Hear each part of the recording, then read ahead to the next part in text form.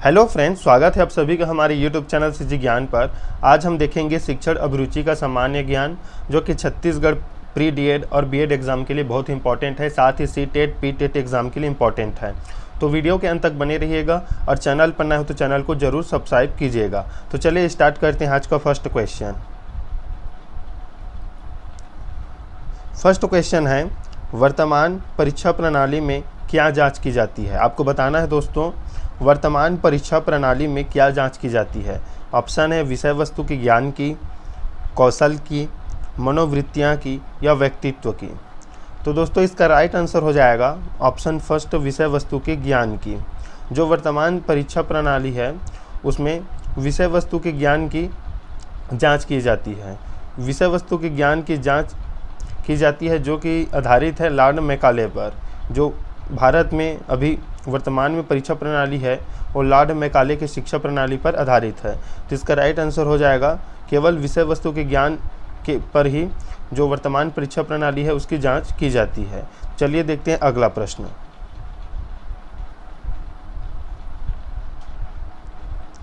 शिक्षा समाज की संस्कृति का परिमार्जन करने का एक सशक्त साधन है। आपको बताना है जो शिक्षा है वो समाज की संस्कृति का परिमार्जन करने का एक सशक्त साधन है। फर्स्ट है निसंदेह, सामान्यतः, संभवतः या नहीं। तो इसका राइट आंसर हो जाएगा निसंदेह। शिक्षा समाज की संस्कृति का परिमार्जन करने का एक सशक्त साधन है, ये बात बिल्कुल सही है, इसलिए इसका राइट आंसर रहेगा निसंदेह। चलिए देखते हैं अगला प्रश्न।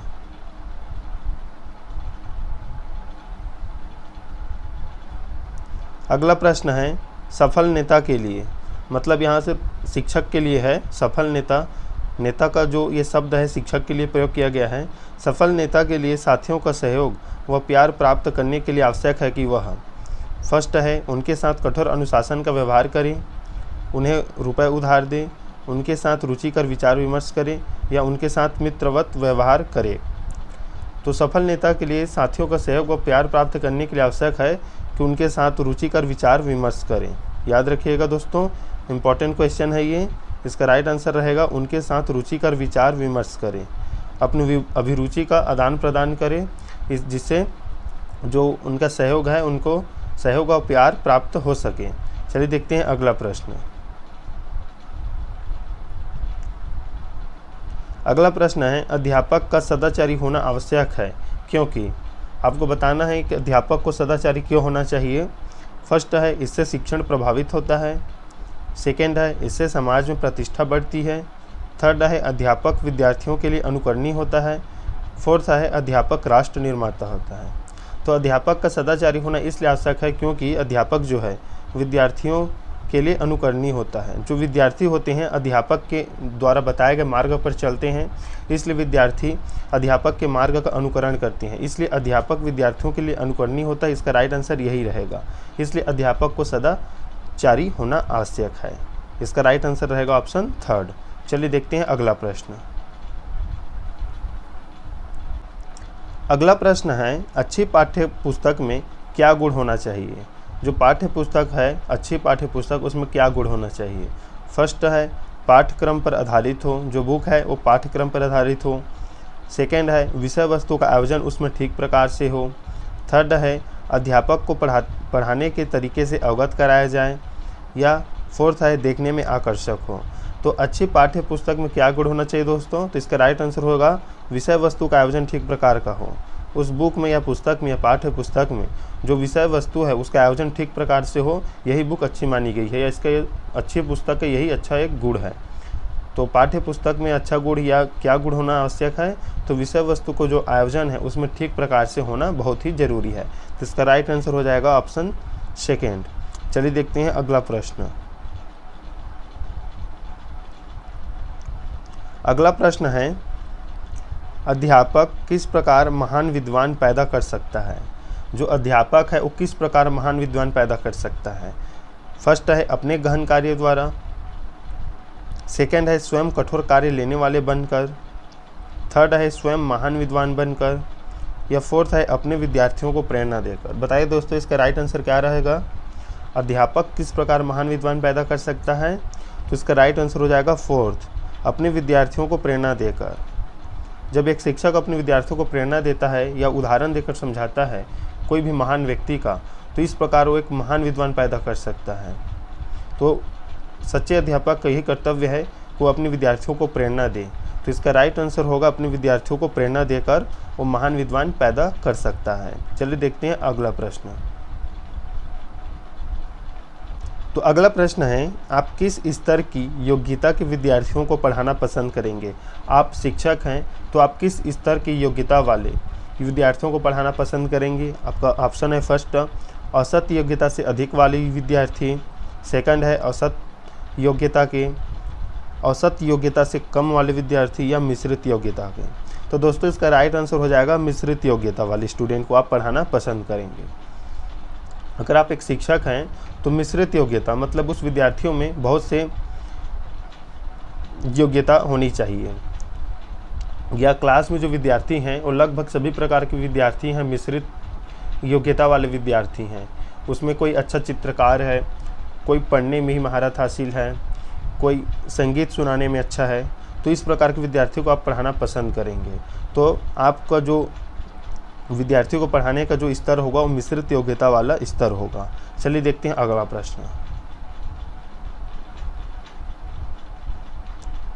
शिक्षण प्रतिमानों का उद्देश्य छात्रों में विकसित करना है। यहाँ पर प्रतिमान का मतलब है मॉडल से है। शिक्षण प्रतिमानों का उद्देश्य छात्रों में विकसित करना है वस्तुनिष्ठता, चिंतन की प्रखरता, सजगता या अनुकरण की प्रवृत्ति। तो दोस्तों इसका राइट आंसर हो जाएगा सजगता। शिक्षण प्रतिमान का मुख्य उद्देश्य होता है छात्रों में सजगता विकसित करना। याद रखिएगा, इंपॉर्टेंट क्वेश्चन है ये। चलिए देखते हैं अगला प्रश्न।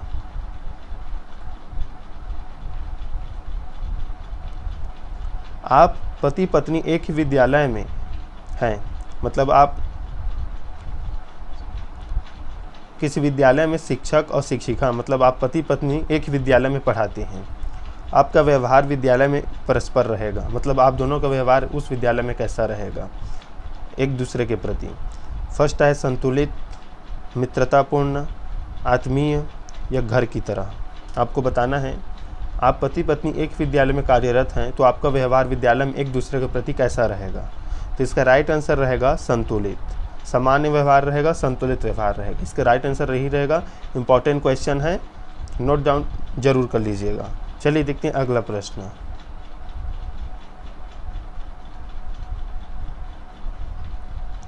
साथी अध्यापक निम्न जाति का है, उसके घर विवाह है, आप क्या करेंगे?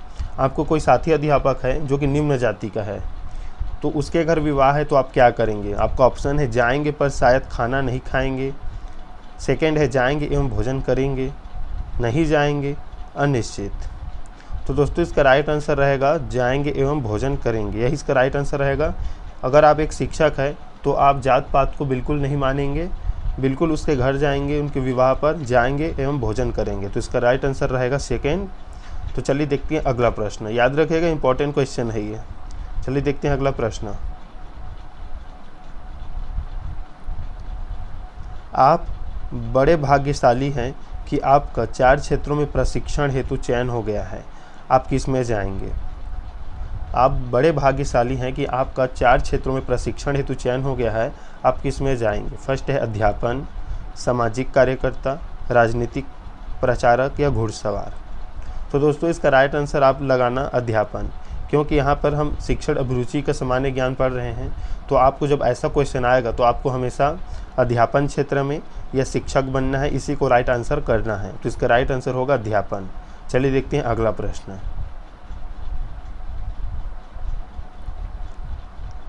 अगला प्रश्न है सफल नेतृत्व होता है, तो इसका राइट आंसर हो जाएगा प्रजातांत्रिक। याद रखिएगा, सफल नेतृत्व क्या होता है? तो प्रजातांत्रिक होता है। इसका राइट आंसर यही रहेगा। चलिए देखते हैं अगला प्रश्न। विद्यालयों में पाठ्यक्रम सहगामी क्रियाओं की व्यवस्था होनी चाहिए, क्योंकि ये मनोरंजक होती है, सामाजिकता का विकास करती है, अध्यापकों को शिक्षण से राहत दिलाती है या शिक्षण में सहायक है। तो दोस्तों इसका राइट आंसर होगा सामाजिकता का विकास करती है। याद रखिएगा, इंपॉर्टेंट क्वेश्चन है।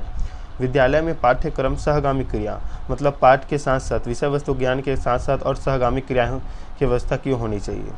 तो इससे सामाजिकता का विकास होती है।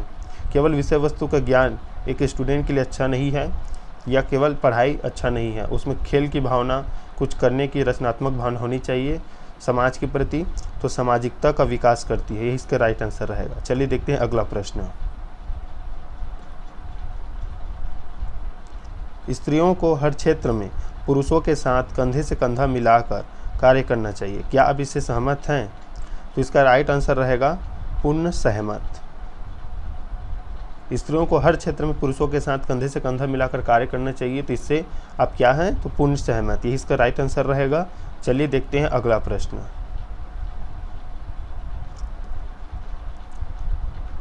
शिक्षा का उद्देश्य केवल अक्षर ज्ञान देना ही नहीं वरन सामाजिक विकास कराना भी है। क्या आप बालक के सामाजिक विकास का दायित्व विद्यालय को देना चाहेंगे? ऑप्शन है नहीं, विद्यालय पर वैसे ही अनेक काम होते हैं। सेकंड है कभी कभी विद्यालय को इस ओर प्रयास करने चाहिए। थर्ड, सामाजिकता का विकास विद्यालय का दायित्व है। चौथा, यह विद्यालय पर निर्भर है। तो इसका राइट आंसर रहेगा सामाजिकता का विकास विद्यालय का ही दायित्व है। बालक में सामाजिकता का विकास करना विद्यालय का दायित्व है, इसलिए इसका राइट आंसर रहेगा ऑप्शन थर्ड। याद रखिएगा, इंपॉर्टेंट क्वेश्चन है। चलिए देखते हैं अगला प्रश्न। अंतरजातीय विवाहों के प्रति आपकी क्या राय है? फर्स्ट, होने चाहिए, कदापि नहीं, कभी कभी, युवक युवती के विवेक पर छोड़ देना चाहिए। अंतरजातीय मतलब दूसरे जाति के विवाह, एक जाति से दूसरे जाति में विवाह होने चाहिए या नहीं होने चाहिए, आपको बताना है। आपकी इसमें क्या राय है? तो इसका राइट आंसर आप जब भी लगाना दोस्तों तो लगाना फोर्थ वाला, युवक युवती के विवेक पर छोड़ देना चाहिए, क्योंकि इसे सरकार भी अब प्रोत्साहित कर रही है। युवक युवती के विवेक पर छोड़ देना चाहिए, इसका राइट आंसर रहेगा। अंतरजातीय विवाह के प्रति आपकी राय यही होनी चाहिए। चलिए देखते हैं अगला प्रश्न।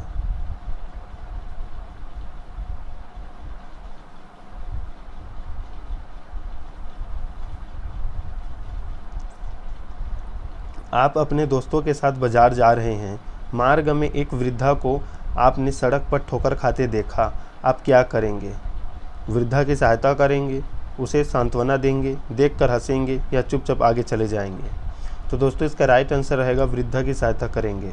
ऐसी परिस्थिति में सबसे पहले आपको प्राथमिक उपचार देना ही होता है, तो इसका राइट आंसर रहेगा वृद्धा की सहायता करेंगे। चलिए देखते हैं अगला प्रश्न।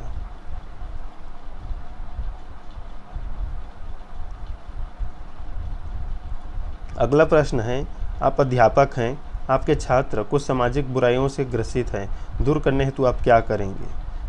भाषण देंगे, उनका उपहास करेंगे, अपने व्यवहार व कार्यों से आदर्श प्रस्तुत करेंगे, दुष्परिणाम बताकर दूर करने का परामर्श देंगे?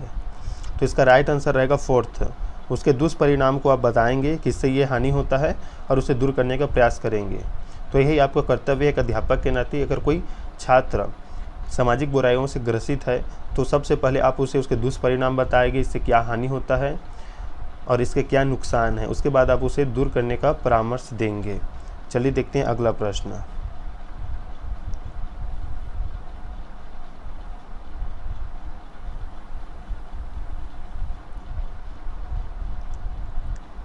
सामाजिक उन्नति का सर्वोत्तम साधन है अच्छी शिक्षा, समाज सेवी संस्थाएं, नियम कानून या गरीबों में धन का वितरण। तो सामाजिक उन्नति का सर्वोत्तम साधन है अच्छी शिक्षा। याद रखिएगा, इंपॉर्टेंट क्वेश्चन है। सामाजिक उन्नति के लिए अच्छी शिक्षा बहुत ही आवश्यक है, इसका राइट आंसर यही रहेगा फर्स्ट। सामाजिक उन्नति के लिए हमारे जो विद्यालय है उनमें अच्छी शिक्षा बहुत ही ज़रूरी है, या समाज में अच्छी शिक्षा का होना बहुत ही ज़रूरी है। चलिए देखते हैं अगला प्रश्न।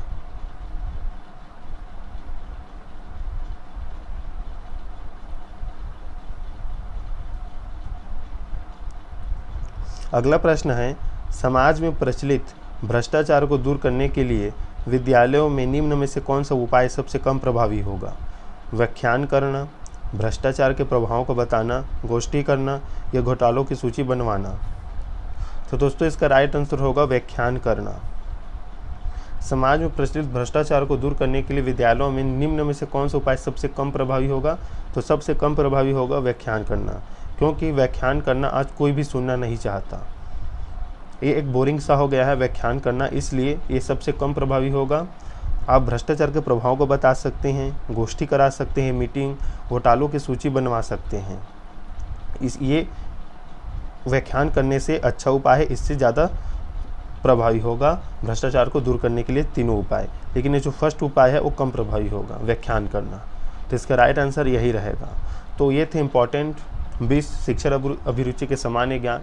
तो आप भी चैनल पर ना हो तो चैनल को जरूर सब्सक्राइब कर लीजिए।